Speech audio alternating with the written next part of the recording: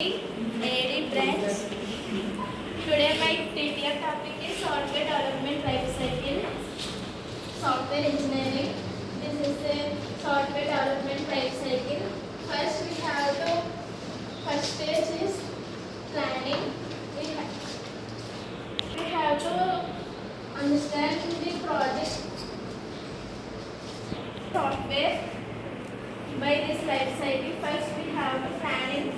Planning is most important and necessary to software engineering life cycle.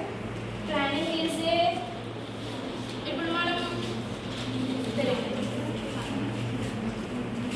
మనం software develop చేయాలంటే first planning అనేది చాలా important. First planning అంటే మనం ఆ సాఫ్ట్వేర్ని ఎలా డెవలప్ చేయాలి, దేంట్లో డెవలప్ చేయాలి అనేది మొత్తం అంతా ప్లానింగ్లోకి వస్తుంది.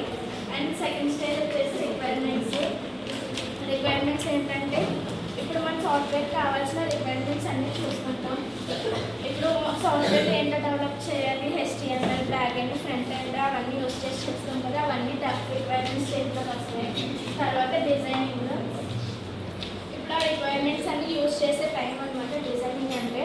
ఆ రిక్వైర్మెంట్స్ అన్నీ సరిగ్గా యూస్ చేసి ఒక డిజైన్లోకి అనేది పెడతాం మనం. తర్వాత డెవలపింగ్.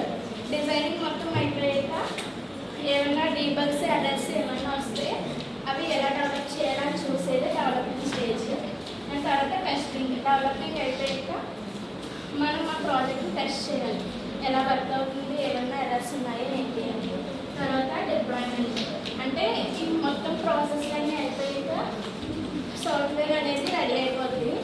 మనం సాఫ్ట్వేర్ అనేది హ్యాండ్ అవుట్ చేసే టైం అనమాట డిప్లాయ్మెంట్ అంటే. మెయింటెనెన్స్ అంటే ఇప్పుడు మనం సాఫ్ట్వేర్ని డెవలప్ చేసాక హ్యాండ్ అవుట్ చేసిన ఒక యూజర్కి ఏమన్నా